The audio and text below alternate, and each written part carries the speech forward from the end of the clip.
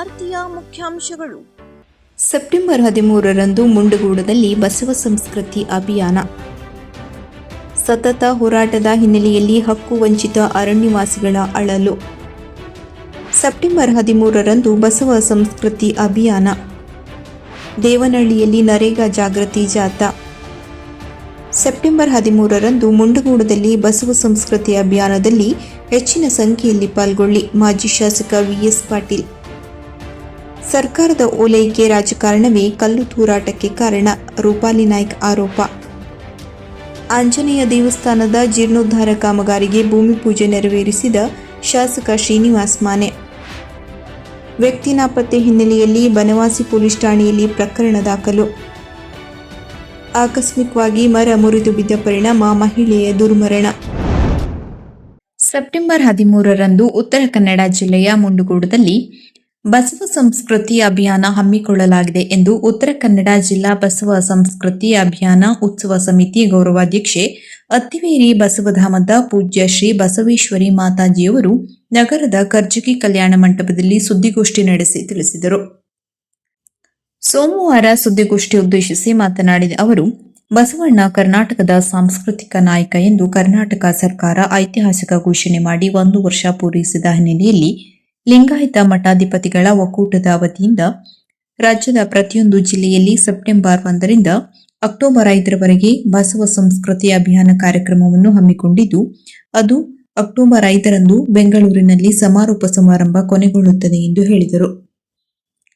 ಅಲ್ಲದೆ ಆತ್ಮ ಕಲ್ಯಾಣದೊಂದಿಗೆ ಸಮಾಜ ಕಲ್ಯಾಣ ಕಾರ್ಯಗತಗೊಳಿಸಿದ ಬಸವಾದಿ ಶರಣರ ತತ್ವಾದರ್ಶಗಳಾದ ಸಂಸ್ಕಾರ, ಸದಾಚಾರ, ನೈತಿಕತೆ, ಸೌಹಾರ್ದತೆ, ಕಾಯಕ, ದಾಸೋಹ, ಏಕದೇವ ನಿಷ್ಠೆ ಮುಂತಾದವುಗಳನ್ನು ಪ್ರತಿ ಮನೆಗಳಿಗೂ ತಲುಪಿಸುವ ಕೆಲಸ ಮಾಡುತ್ತಿದ್ದೇನೆ ಎಂದರು. ನಂತರ ಮಾತನಾಡಿದ ಬನವಾಸಿ ಹೊಳೆಮಠದ ಶ್ರೀಮಾನಿಪ್ರ ನಾಗಭೂಷಣ ಸ್ವಾಮೀಜಿಯವರು, ಮನುಷ್ಯರ ನಡುವೆ ನೈತಿಕ ಬಾಂಧವ್ಯದ ಬೆಸುಗೆಯನ್ನು ಗಟ್ಟಿಗೊಳಿಸಲು ಅನುಭವ ಮಂಟಪವೆಂಬ ಧರ್ಮ ಸಂಸತ್ತು, ಸಮಯ ಪ್ರಜ್ಞೆ, ಕಾಯಕ ಶ್ರದ್ಧೆ, ಅಸ್ಪೃಶ್ಯತಾ ನಿವಾರಣೆ, ವಾಕ್ ಸ್ವಾತಂತ್ರ್ಯ, ಮಹಿಳಾ ಸ್ವಾತಂತ್ರ್ಯ, ಸ್ಥಾವರ ನಿರಾಕರಣೆ, ಜಂಗಮ ಪ್ರೇಮ, ದೇಹವೇ ದೇವಾಲಯ ಇಂತಹ ಉನ್ನತ ವಿಚಾರಗಳನ್ನು ಜಾರಿಗೆ ತರುವುದಾಗಿದೆ ಎಂದರು. ಭಾರತೀಯ ಸಂವಿಧಾನದಲ್ಲಿರುವ ಬಹುತೇಕ ಅಂಶಗಳು ಅಡಕವಾಗಿರುವ ನಮ್ಮ ಪರಂಪರೆಯ ಅಪೂರ್ವ ಆಸ್ತಿ ಹಾಗೂ ಕರ್ನಾಟಕದ ಬಹುದೊಡ್ಡ ಸಾಂಸ್ಕೃತಿಕ ಸಂಪತ್ತಾದ ವಚನ ವಾಜ್ಯಗಳಂತೆ ನಡೆದರೆ ಅಜ್ಞಾನ, ಬಡತನ, ಜಾತೀಯತೆ, ದ್ವೇಷ, ಅಸೂಯೆಯಂತಹ ಸಮಾಜದ ನಿರ್ಮಾಣಕ್ಕೆ ಕಂಟಕವಾಗಿರುವ ಅಂಶಗಳನ್ನು ಹೋಗಲಾಡಿಸುವ ಪ್ರಯತ್ನ ಇದಾಗಿದೆ ಎಂದರು. ಇದರ ಅಂಗವಾಗಿ ಉತ್ತರ ಕನ್ನಡ ಜಿಲ್ಲೆಯ ಮುಂಡಗೋಡದ ಸರ್ಕಾರಿ ಪ್ರಥಮ ದರ್ಜೆ ಕಾಲೇಜಿನಲ್ಲಿ ಸೆಪ್ಟೆಂಬರ್ 13 ಶನಿವಾರ ಬೆಳಗ್ಗೆ 10:30ಕ್ಕೆ ವಿದ್ಯಾರ್ಥಿಗಳ ಜೊತೆ ಸಂವಾದ, ಸಂಜೆ 4:30ರಿಂದ 6 ಗಂಟೆಯವರೆಗೆ ಮಠಾಧಿಪತಿಗಳು, ಬಸವ ಅನುಯಾಯಿಗಳಿಂದ ನಗರದ ಪ್ರಮುಖ ಬೀದಿಗಳಲ್ಲಿ ಪಾದಯಾತ್ರೆ, ಸಂಜೆ 6 ಗಂಟೆಗೆ ವಿವೇಕಾನಂದ ಬಯಲು ರಂಗಮಂದಿರ, ಪಟ್ಟಣ ಪಂಚಾಯತ್ ಮುಂಡಗೋಡದಲ್ಲಿ ಸಭಾ ಕಾರ್ಯಕ್ರಮ ಏರ್ಪಡಿಸಲಾಗಿದೆ. ಈ ಸಭಾ ಕಾರ್ಯಕ್ರಮದಲ್ಲಿ ವಚನ ಸಂಗೀತ, ಆಶೀರ್ವಚನ, ಉಪನ್ಯಾಸ, ಅನೇಕ ಬಸವ ಶರಣರಿಂದ ಕಾರ್ಯಕ್ರಮಗಳು ಜರುಗುವುದು. ರಾತ್ರಿ 8:30ಕ್ಕೆ ಜಂಗಮದೆಡೆಗೆ ನಾಟಕ ಪ್ರದರ್ಶನ ನಡೆಯುವುದು. ರಾತ್ರಿ 9:30ಕ್ಕೆ ಆಗಮಿಸಿದ ಎಲ್ಲರಿಗೂ ಅನ್ನಪ್ರಸಾದ ಏರ್ಪಡಿಸಲಾಗಿದೆ ಎಂದು ಮಾಜಿ ಶಾಸಕ ವಿಎಸ್ ಪಾಟೀಲ್ ಹೇಳಿದರು.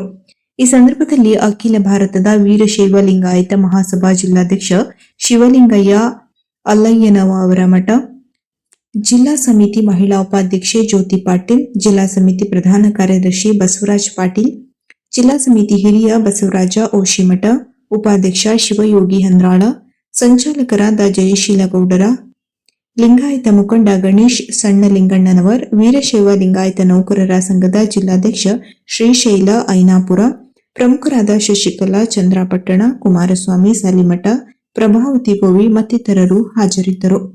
ತೋಂಟದಾರ್ಯ ಮಠದ ಪರಮ ಪೂಜ್ಯ ಸಿದ್ದರಾಮ ಸ್ವಾಮೀಜಿಯವರು ಬರ್ತಾ ಇದ್ದಾರೆ. ನಂತರ ಬಾಲ್ಕಿ ಬಸವಲಿಂಗ ಪಟ್ಟದೇವರು, ಸಾಣೆಹಳ್ಳಿಯ ಪಂಡಿತಾರಾಧ್ಯ ಶಿವಾಚಾರ್ಯ ಮಹಾಸ್ವಾಮಿಗಳು, ಕೂಡಲ ಸಂಗಮದ ಬಸವ ಧರ್ಮ ಪೀಠದ ಗಂಗಾ ಮಾತಾಜಿಯವರು ಆಗಮಿಸ್ತಾ ಇದ್ದಾರೆ. ಅವರ ಜೊತೆ ಬಹಳ ಜನ ಪರಮ ಪೂಜ್ಯರು, ಸುಮಾರು 16 ಜನ ಪರಮ ಪೂಜ್ಯರು ಅವರ ಜೊತೆಗೆ ಆಗಮಿಸ್ತಾ ಇದ್ದಾರೆ.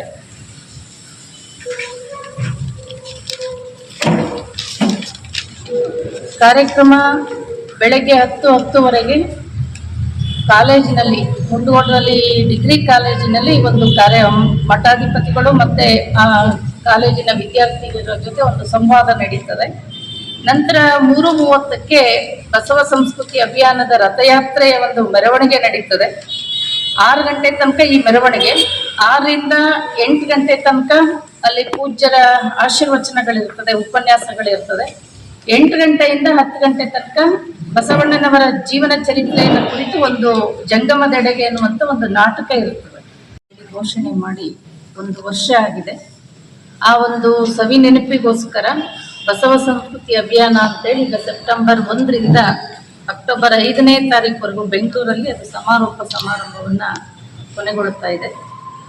ಈ ಒಂದು ಕಾರ್ಯಕ್ರಮ ಯಾಕೆ ಹಮ್ಮಿಕೊಳ್ಳಲಾಗಿದೆ ಅಂತ ಹೇಳಿದ್ರೆ, ಬಸವಣ್ಣನವರ ಒಂದು ಸಮಾನತೆ, ಆಮೇಲೆ ಅವರು ಸಮಾಜದಲ್ಲಿ ತಂದಂತಹ ಒಂದು ಏನು ವರ್ಗ, ಜಾತಿ, ವರ್ಣ, ವರ್ಗರಹಿತವಾಗಿರ್ತಕ್ಕಂಥ ಒಂದು ಸಮಾಜವನ್ನ ನಿರ್ಮಾಣವನ್ನ ಮಾಡಲಿಕ್ಕೆ ಬಸವಣ್ಣನವರು ಶ್ರಮಿಸಿದ್ರು. ಅವರ ತತ್ವಗಳನ್ನ, ಅವರ ವಿಚಾರಗಳನ್ನ ಜನಸಾಮಾನ್ಯರಿಗೆ ಮುಟ್ಟಿಸ್ಬೇಕು ಅನ್ನುವಂಥ ಉದ್ದೇಶದಿಂದ ಕರ್ನಾಟಕದ ಬಸವನ ಬಾಗೇವಾಡಿ, ಬಸವಣ್ಣನವರು ಹುಟ್ಟಿದ ಊರಾಗಿರ್ತಕ್ಕಂಥ ಬಾಗೇವಾಡಿಯಲ್ಲಿ ಉದ್ಘಾಟನೆಗೊಂಡು ನಂತರ ಬೆಂಗಳೂರಲ್ಲಿ ಸಮಾರೋಪ ಆಗ್ತಾ ಇದೆ. ಆ ಒಂದು ಕಾರ್ಯಕ್ರಮ ಸಾಮಾನ್ಯವಾಗಿ ಕರ್ನಾಟಕದಲ್ಲಿ ಎಲ್ಲಾ ಜಿಲ್ಲಾ ಪ್ರದೇಶಗಳಲ್ಲೇ ನಡೀತಾ ಇದೆ. ನಮಗೆ ಕಾರವಾರ ದೂರ ಆಗಿದ್ರಿಂದ ನಾವು ಸಿರ್ಸಿಯಲ್ಲಿ ಒಂದು ಮೀಟಿಂಗ್ ಅನ್ನ ಮಾಡಿ ಮುಂಡಗೋಡದಲ್ಲಿ ಮಾಡಬೇಕು ಅಂತೇಳಿ ಸರ್ವಾನುಮತದಿಂದ ಒಪ್ಪಿಗೆಯನ್ನು ಕೊಟ್ಟು ನಾವು 13ನೇ ತಾರೀಕು ಆ ಒಂದು ಬಸವ ಸಂಸ್ಕೃತಿ ಯಾತ್ರೆ ಮುಂಡಗೋಡಿಗೆ ಬರ್ತಾ ಇದೆ. ಆ ಒಂದು ಕಾರ್ಯಕ್ರಮದಲ್ಲಿ ನಮ್ಮ ಕಾರವಾರ ಜಿಲ್ಲೆಯ ಎಲ್ಲ ಬಸವಾಭಿಮಾನಿಗಳು, ಬಸವಣ್ಣನವರ ತತ್ವ ಸಿದ್ಧಾಂತಗಳನ್ನು ಒಪ್ತಕ್ಕಂಥವರೆಲ್ಲರೂ ಕೂಡ ಭಾಗಿಯಾಗಿ ಆ ಕಾರ್ಯಕ್ರಮವನ್ನ ಯಶಸ್ವಿಯಾಗಿ ಮಾಡಬೇಕು ಅಂತೇಳಿ ನಾ ಈ ಮುಖಾಂತರ ಕೇಳ್ಕೊಳ್ಳಿಕ್ಕೆ ಇಷ್ಟಪಡ್ತೀನಿ. ಸಾಯುವುದರೊಳಗೆ ಪಟ್ಟ ಕೊಡಬೇಕು, ಸಾಯುವುದರೊಳಗೆ ಪಟ್ಟ ನುಡಿ ಸಾಯುತ್ತೇವೆ ಎಂಬ ಅಳಲು ಸತತ ಹೋರಾಟದ ಹಿನ್ನೆಲೆಯಲ್ಲಿಯೂ ಭೂಮಿ ಹಕ್ಕಿನಿಂದ ವಂಚಿತರಾಗಿರುತ್ತೇವೆಂದು ಅರಣ್ಯವಾಸಿಗಳ ಆತಂಕದ ಮಾತುಗಳು ಕೇಳಿಬರುತ್ತಿದೆ ಎಂದು ಜಿಲ್ಲಾ ಅರಣ್ಯ ಭೂಮಿ ಹಕ್ಕು ಹೋರಾಟಗಾರರ ವೇದಿಕೆಯ ಅಧ್ಯಕ್ಷ ರವೀಂದ್ರ ನಾಯ್ಕ್ ಹೇಳಿದ್ದಾರೆ. ಶಿರಸಿಯ ಅರಣ್ಯ ಭೂಮಿ ಹಕ್ಕು ಹೋರಾಟಗಾರರ ವೇದಿಕೆಯ ಕಾರ್ಯಾಲಯಕ್ಕೆ ಶಿರಸಿ ತಾಲೂಕಿನ ಹಾರೇಹುಲಿಕಲ್ 83 ವರ್ಷದ ಗಿರಿಯಾ ಮಂಜಾ ನಾಯ್ಕ್ ಇವರು ಅಧ್ಯಕ್ಷ ರವೀಂದ್ರ ನಾಯ್ಕ್ ಅವರೊಂದಿಗೆ ಹೇಳಿಕೊಂಡ ಅಳಲು ಮೇಲಿನಂತಾಗಿದೆ. 33 ವರ್ಷದ ದೀರ್ಘಕಾಲದ ಹೋರಾಟದ ನಂತರವೂ ಇಂತಹ ಆತಂಕದ ಭಾವೋದ್ವೇಗ ಮಾತುಗಳು ಅರಣ್ಯವಾಸಿಗಳು ಹೋರಾಟದ ಕಾರ್ಯಾಲಯಕ್ಕೆ ಭೇಟಿ ಕೊಟ್ಟ ಸಂದರ್ಭದಲ್ಲಿ ಪದೇ ಪದೇ ಕೇಳಿಬರುತ್ತಿದೆ ಎಂದು ಅಧ್ಯಕ್ಷ ರವೀಂದ್ರ ನಾಯ್ಕ್ ಹೇಳಿದರು. ಜಿಲ್ಲೆಯ ಭೌಗೋಳಿಕ 1/3 ಅರಣ್ಯದಿಂದ ಆವೃತವಾಗಿದೆ. ವಾಸ್ತವ್ಯ ಮತ್ತು ಸಾಗುವಳಿಗಾಗಿ ಜಿಲ್ಲೆಯಲ್ಲಿ 88,453 ಅರಣ್ಯವಾಸಿಗಳ ಕುಟುಂಬಗಳು ಅವಲಂಬಿತವಾಗಿವೆ. ಭೂಮಿ ಹಕ್ಕಿಗಾಗಿ ಅರಣ್ಯ ಹಕ್ಕು ಕಾಯ್ದೆ 78ರ ಪೂರ್ವ ಮಂಜೂರಿಗೆ ಆದೇಶ ಮತ್ತು ಹಂಗಾಮಿ ಲಾಗಣಿ ಮಂಜೂರಿ ಅವಕಾಶಗಳು ಇದ್ದರೂ ಸಹಿತ ಅರಣ್ಯವಾಸಿಗಳು ಭೂಮಿ ಹಕ್ಕಿನಿಂದ ವಂಚಿತರಾಗುವ ಭೀತಿಯಲ್ಲಿದ್ದಾರೆ. ನಿರಂತರ ಹೋರಾಟ, ಜನಜಾಗೃತಿ ಮತ್ತು ಆಂದೋಲನ ಹಕ್ಕಿಗಾಗಿ ಜರುಗುತ್ತಿದ್ದರೂ ಇಂದು ಅರಣ್ಯವಾಸಿಗಳಿಂದ ಅರಣ್ಯ ಹಕ್ಕು ವಂಚಿತರಾಗುವ ಹಂತದಲ್ಲಿ ಜೀವಿತಾವಧಿಯಲ್ಲಿಯಾದರೂ ಭೂಮಿ ಹಕ್ಕು ನೋಡುವ ಇಚ್ಛೆಯನ್ನು ವ್ಯಕ್ತಪಡಿಸುವುದು ಸಹಜವಾಗಿದೆ ಎಂದು ಅವರು ತಿಳಿಸಿದರು. ಜನರಲ್ಲಿ ಭೀತಿ. ಸುಪ್ರೀಂ ಕೋರ್ಟ್ ಪುನರ್ ಪರಿಶೀಲಿಸಿ ಅರಣ್ಯ ಹಕ್ಕು ಮಂಜೂರಿಗೆ ಮಾರ್ಗದರ್ಶನ ನೀಡಿದ್ದಾಗಲೂ ನಿರ್ದೇಶನ ಉಲ್ಲಂಘಿಸಿ ಮರುಪರಿಶೀಲಿಸದೆ 73,206 ಅರ್ಜಿ ತಿರಸ್ಕರಿಸಲಾಗಿದೆ ಎಂದು ಕೇಂದ್ರ ಸರ್ಕಾರಕ್ಕೆ ರಾಜ್ಯ ಸರ್ಕಾರವು ವರದಿ ನೀಡಿರುವ ಹಿನ್ನೆಲೆಯಲ್ಲಿ ಮುಂಬರುವ ಅಕ್ಟೋಬರ್ 10ರಂದು ಸುಪ್ರೀಂ ಕೋರ್ಟ್ನಲ್ಲಿ ಅರಣ್ಯವಾಸಿಗಳ ಒಕ್ಕಲೆಬ್ಬಿಸುವ ಅಂತಿಮ ವಿಚಾರಣೆಯ ಆದೇಶದ ಕುರಿತು ಅರಣ್ಯವಾಸಿಗಳು ಆತಂಕಕ್ಕೆ ಮತ್ತು ಭೀತಿಗೆ ಒಳಗಾಗಿದ್ದಾರೆ ಎಂದು ಅಧ್ಯಕ್ಷ ರವೀಂದ್ರ ನಾಯ್ಕ್ ತಿಳಿಸಿದ್ದಾರೆ.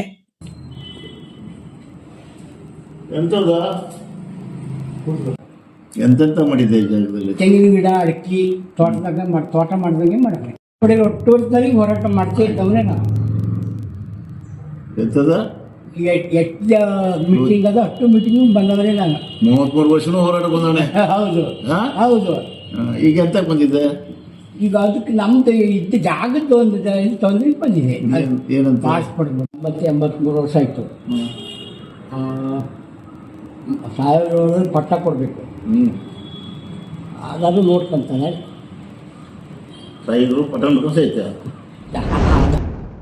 ಬನವಾಸಿ ಹೊಳೆಮಠದ ಶ್ರೀ ಮಣಿಪ್ರ ನಾಗಭೂಷಣ ಸ್ವಾಮೀಜಿಯವರು ಮಾತನಾಡಿ, ಸೆಪ್ಟೆಂಬರ್ 13ರಂದು ಬಸವ ಸಂಸ್ಕೃತಿ ಅಭಿಯಾನ ನಡೆಯಲಿದ್ದು ಎಲ್ಲರೂ ಪಾಲ್ಗೊಳ್ಳಲು ಕರೆ ನೀಡಿದರು ಮತ್ತು ಮನುಷ್ಯರ ನಡುವೆ ನೈತಿಕ ಬಾಂಧವ್ಯದ ಬೆಸುಗೆಯನ್ನು ಗಟ್ಟಿಗೊಳಿಸಲು ಅನುಭವ ಮಂಟಪವೆಂಬ ಧರ್ಮ, ಸಂಸತ್ತು, ಸಮಯ ಪ್ರಜ್ಞೆ, ಕಾಯಕ ಶ್ರದ್ಧೆ, ಅಸ್ಪೃಶ್ಯತಾ ನಿವಾರಣೆ, ವಾಕ್ ಸ್ವಾತಂತ್ರ್ಯ, ಮಹಿಳಾ ಸ್ವಾತಂತ್ರ್ಯ, ಸ್ಥಾವರ ನಿರಾಕರಣೆ, ಜಂಗಮ ಪ್ರೇಮ, ದೇಹವೇ ದೇವಾಲಯ ಇಂತಹ ಉನ್ನತ ವಿಚಾರಗಳನ್ನು ಜಾರಿಗೆ ತರುವುದಾಗಿದೆ ಎಂದರು.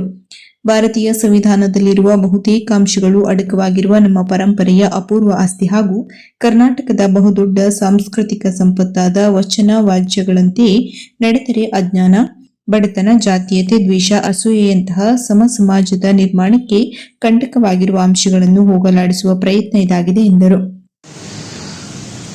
ಶೋಷಿತರ ಶೋಷಣೆಯ ಒಂದು ಉದ್ಧಾರದ ಸಂಸ್ಕೃತಿ ಅಭಿಯಾನ ಅಂತ ನಾವು ಭಾವಿಸ್ಕೊಂಡಿದ್ದೇವೆ. ಆ ದಿಸೆಯಲ್ಲಿ ಬಸವ ಸಂಸ್ಕೃತಿ ಅಭಿಯಾನ ಅಂತಕ್ಕಂಥದ್ದು, ಬಸವ ಸಂಸ್ಕೃತಿ ಅಭಿಯಾನ ಬಹುಶಃ ಈ ಜಿಲ್ಲೆಗೂ ಮತ್ತು ಬಸವ ಸಂಸ್ಕೃತಿಯವರಂತೂ ಅನನ್ಯ ಸಂಬಂಧ ಇದೆ.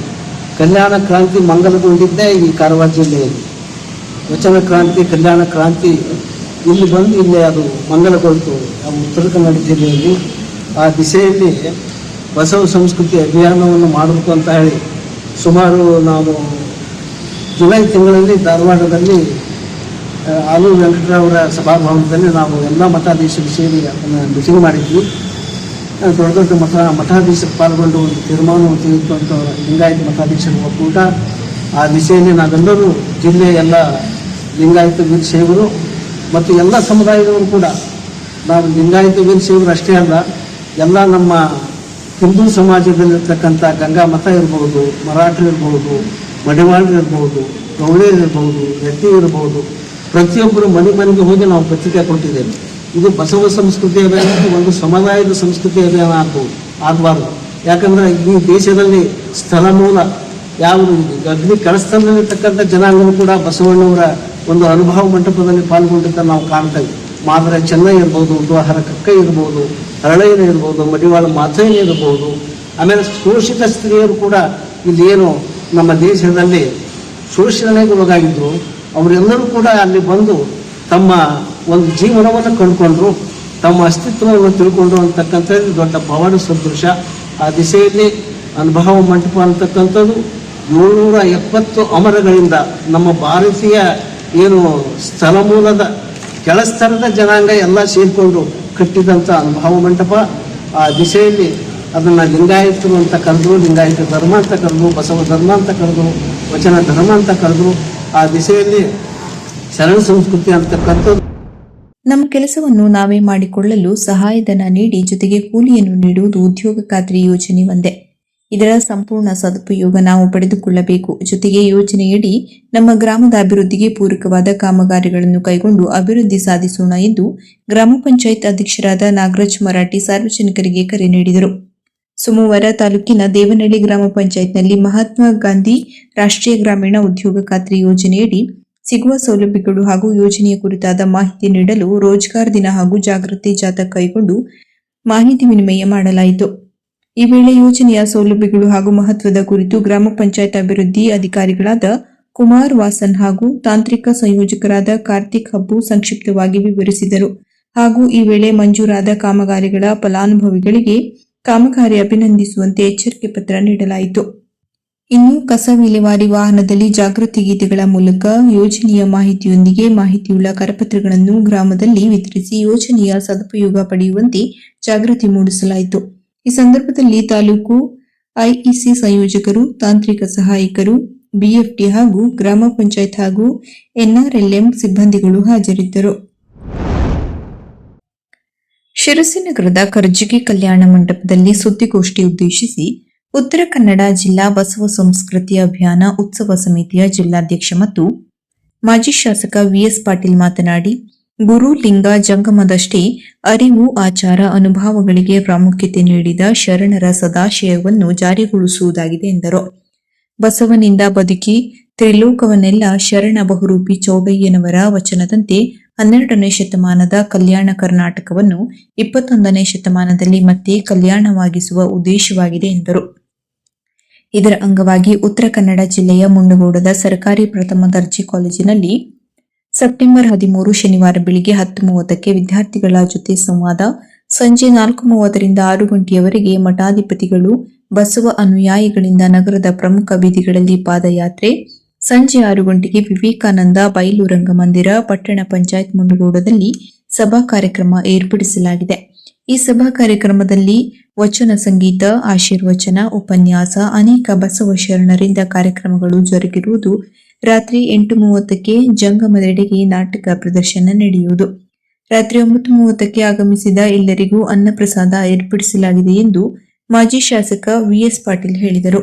ಈ ಸಂದರ್ಭದಲ್ಲಿ ಅಖಿಲ ಭಾರತದ ವೀರಶೈವ ಲಿಂಗಾಯತ ಮಹಾಸಭಾ ಜಿಲ್ಲಾಧ್ಯಕ್ಷ ಶಿವಲಿಂಗಯ್ಯ ಅಲ್ಲಯ್ಯನವರ ಮಠ, ಜಿಲ್ಲಾ ಸಮಿತಿ ಮಹಿಳಾ ಉಪಾಧ್ಯಕ್ಷೆ ಜ್ಯೋತಿ ಪಾಟೀಲ್, ಜಿಲ್ಲಾ ಸಮಿತಿ ಪ್ರಧಾನ ಕಾರ್ಯದರ್ಶಿ ಬಸವರಾಜ್ ಪಾಟೀಲ್, ಜಿಲ್ಲಾ ಸಮಿತಿ ಹಿರಿಯ ಬಸವರಾಜ ಓಶಿಮಠ, ಉಪಾಧ್ಯಕ್ಷ ಶಿವಯೋಗಿ ಹಂದ್ರಾಳ, ಸಂಚಾಲಕರಾದ ಜಯಶೀಲಗೌಡರ, ಲಿಂಗಾಯತ ಮುಖಂಡ ಗಣೇಶ್ ಸಣ್ಣಲಿಂಗಣ್ಣನವರ್, ವೀರಶೈವ ಲಿಂಗಾಯತ ನೌಕರರ ಸಂಘದ ಜಿಲ್ಲಾಧ್ಯಕ್ಷ ಶ್ರೀಶೈಲ ಐನಾಪುರ, ಪ್ರಮುಖರಾದ ಶಶಿಕಲಾ ಚಂದ್ರಪಟ್ಟಣ, ಕುಮಾರಸ್ವಾಮಿ ಸಾಲಿಮಠ, ಪ್ರಭಾವತಿ ಗೋವಿ ಮತ್ತಿತರರು ಉಪಸ್ಥಿತರಿದ್ದರು. ಅವರು ಅದನ್ನು ತ್ಯಾಗ ಮಾಡಿ ಹರಳಯ್ಯ ಮಾಚಯ್ಯ ಎಲ್ಲರನ್ನೂ ಸೇರಿಸಿ ಅವರ ಮಂತ್ರಿ ಇದ್ದರೂ ಎಲ್ಲರನ್ನೂ ಸಮಾನತೆ ಕಾಣಬೇಕನ್ನೋ ದೃಷ್ಟಿಯಿಂದ ಅವರು ಪ್ರಯತ್ನ ಪಟ್ಟಿದ್ದಕ್ಕೆ ಈಗಾಗಲೇ ರಾಜ್ಯದಲ್ಲಿ ಬಸವಣ್ಣನ ಸಂಸ್ಕೃತಿ ನಾಯಕ ಅಂತ ಬಿರುದನ್ನು ಕೊಟ್ಟಿದ್ದಾರೆ.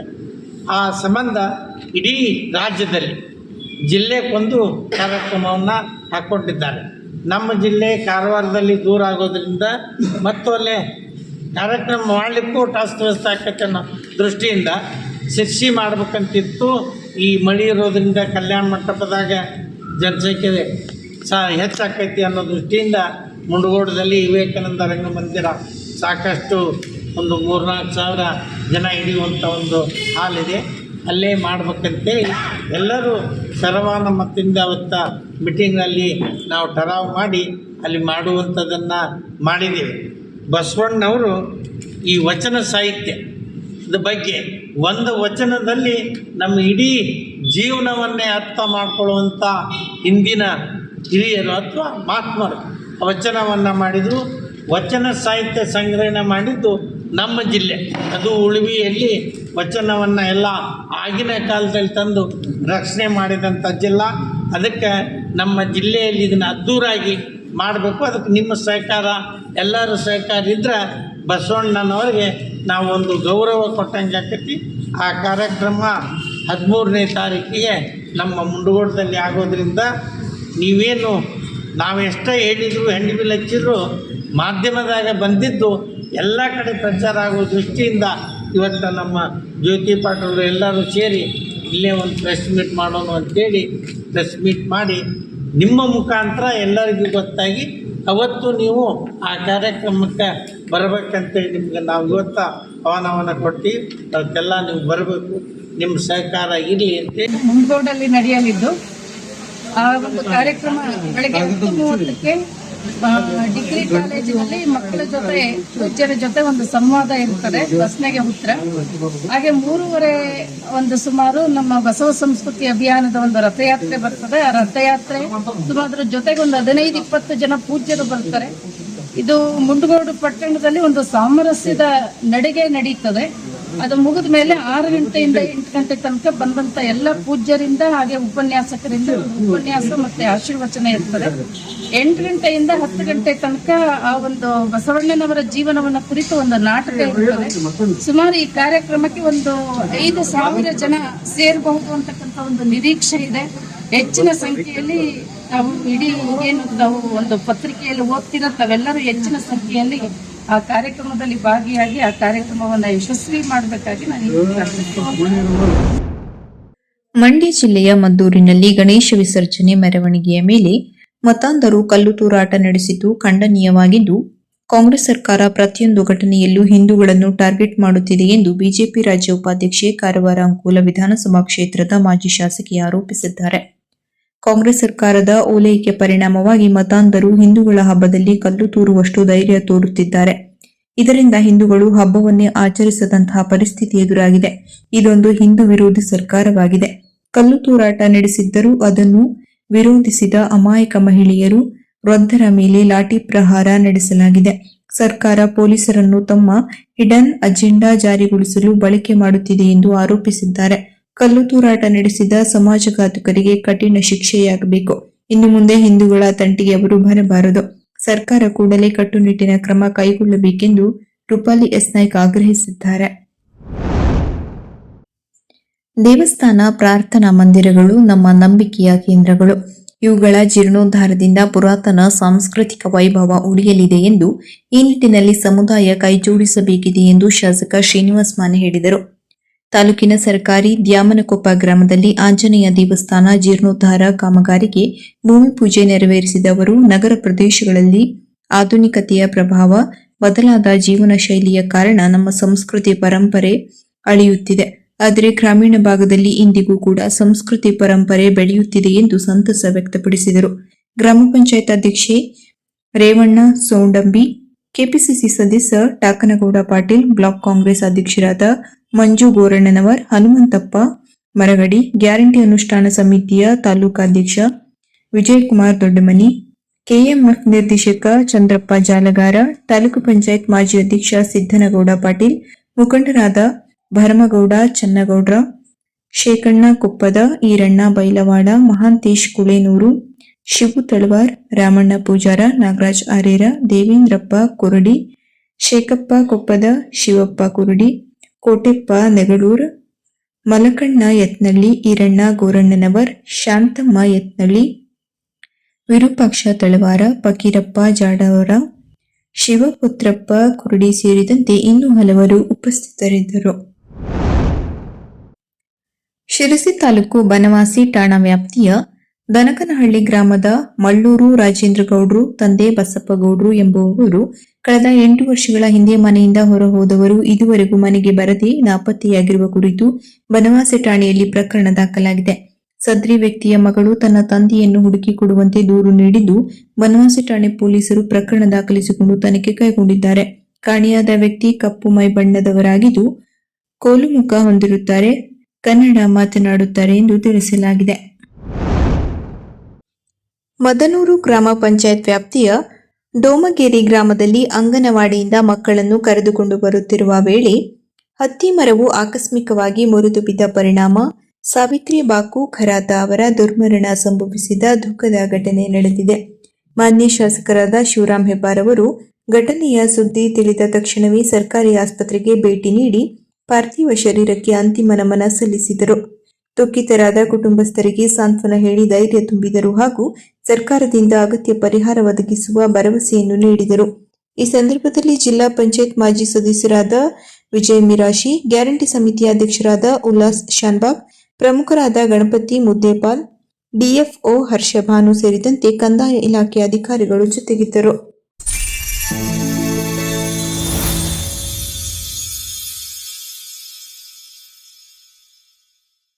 ಕದಂಬ ನ್ಯೂಸ್ ಫಸ್ಟ್, ನಿರ್ಭೀತಿಯಿಂದ ನಿಮ್ಮ ಪರವಾಗಿ.